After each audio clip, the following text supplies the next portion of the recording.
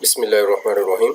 अस्सलामु अलैकुम डियर जी। इस वीडियो के अंदर जो है वो हम ये देखेंगे कि हमने किस तरह से जो है वो विंडो को विजुअल स्टूडियो इन्वायरमेंट के लिए तैयार करना है और अपना विजुअल स्टूडियो का वर्जन और अपने विंडो का वर्जन किस तरह से चेक करना है और अपने डेस्कटॉप के ऊपर विजुअल स्टूडियो का आइकॉन किस तरह से लेके आना है, क्योंकि हमें बार बार यहाँ से सर्च करना पड़ता है। तो आइए सबसे पहले जो है वो हम क्या करते हैं, विंडो को डेवलपमेंट इन्वायरमेंट के लिए तैयार करते हैं। सबसे पहले आपके पास कुछ फाइल्स हैं, यानी विंडो के अंदर जो भी फाइल्स अपीयर हो रही हैं इसके अंदर इनकी एक्सटेंशन जो है वो नज़र नहीं आ रही।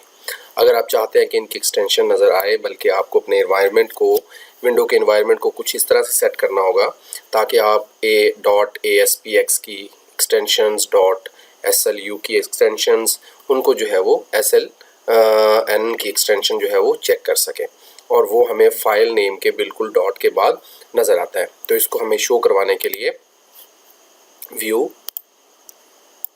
Option, view hide extensions for known file types, इसको अनचेक करें, अप्लाई, ओके। अब ये देख रहे हैं आपको balloon.jpg, pattern.jpg, टेस्ट pattern.jpg आपको शो हो रहे हैं। तो इस तरह से आप अपनी तमाम फाइल्स को एक्सटेंशंस के साथ जो है वो फाइंड आउट कर सकते हैं। एक काम तो ये हो गया। उसके बाद जो है वो हमें ये विजुअल स्टूडियो को ओपन करें और उसके अंदर जो है वो हम इसके वर्जन नंबर जो है वो चेक करेंगे। तो सबसे पहले फाइल हेल्प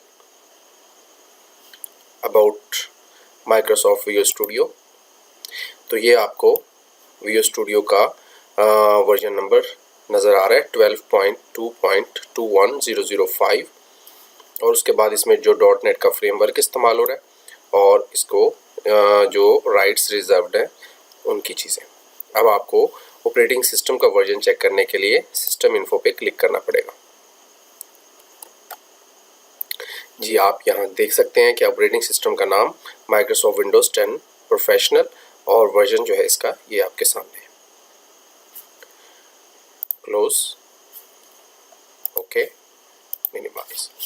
अब यहाँ पे जो है वो आप हर टाइम जो है वो क्या लिखते हैं, विजुअल स्टूडियो। हम चाहते हैं कि ये हमें हर दफ़ा जो है वो टाइप ना करना पड़े। इस पर राइट क्लिक करें, open file location, Microsoft visual studio, इसको यहाँ से ड्रैग एंड ड्रॉप करें। तो ये आपके पास आइकॉन जो है वो डेस्कटॉप पे अब अपीयर हो गया। अब आपको ईच एंड एवरी टाइम जो है वो यहाँ पे सर्च करने की ज़रूरत नहीं, आप यहाँ पे डबल क्लिक करके इसको ओपन कर सकते हैं। उम्मीद है आपको इस लेक्चर में कुछ सीखने को मिला होगा। नेक्स्ट लेक्चर तक के लिए अपना ख्याल रखें और दुआ में याद रखें। अल्लाह हाफिज़।